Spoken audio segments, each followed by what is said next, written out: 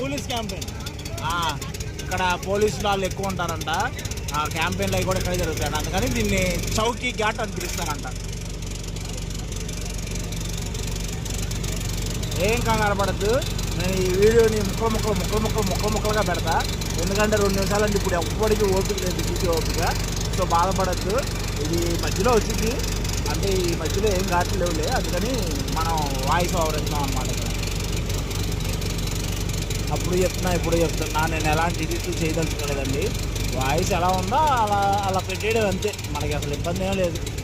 నచ్చిన వాళ్ళే చూద్దాం, నచ్చిన వాళ్ళు చూడరు. తెలుసుగా మన ఛానల్ ఏమో నా ఇష్టం రా బాబు. అది మన ఇష్టం అంటే మనకి తగ్గట్టే ఉంటాయి అన్నీ. అది వ్యవహారం.